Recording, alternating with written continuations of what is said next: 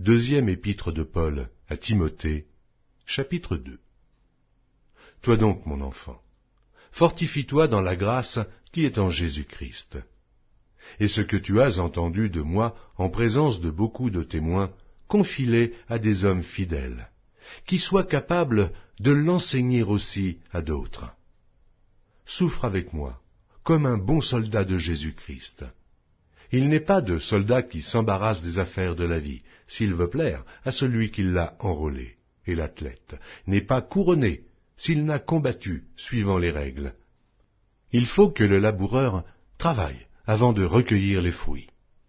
Comprends ce que je dis, car le Seigneur te donnera de l'intelligence en toutes choses.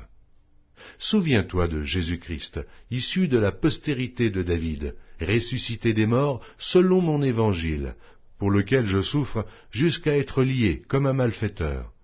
Mais la parole de Dieu n'est pas liée.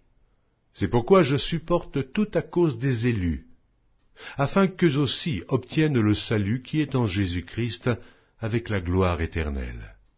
Cette parole est certaine. Si nous sommes morts avec lui, nous vivrons aussi avec lui. Si nous persévérons, nous régnerons aussi avec lui. Si nous le renions, lui aussi nous reniera. Si nous sommes infidèles, il demeure fidèle, car il ne peut se renier lui-même. Rappelle ces choses en conjurant devant Dieu qu'on évite les disputes de mots qui ne servent qu'à la ruine de ceux qui écoutent.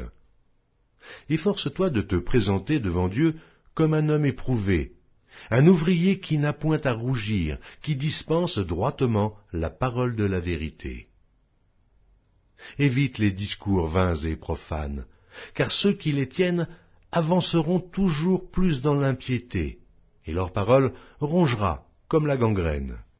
De ce nombre sont Hyménée et Philette, qui se sont détournés de la vérité, disant que la résurrection est déjà arrivée, et qui renversent la foi de quelques-uns.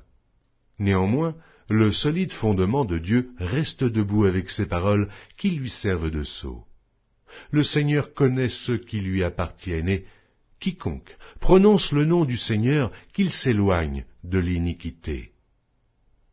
Dans une grande maison, il n'y a pas seulement des vases d'or et d'argent, mais il y en a aussi de bois et de terre. Les uns sont des vases d'honneur, et les autres sont d'un usage vil.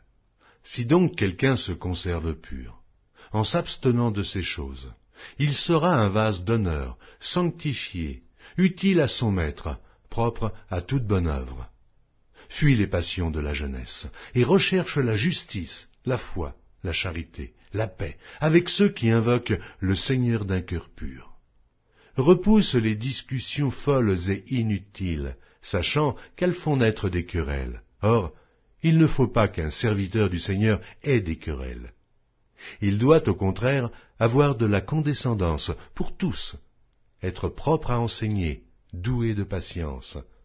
Il doit redresser avec douceur les adversaires, dans l'espérance que Dieu leur donnera la repentance pour arriver à la connaissance de la vérité, et que, revenus à leur bon sens, ils se dégageront des pièges du diable qui s'est emparé d'eux pour les soumettre à sa volonté.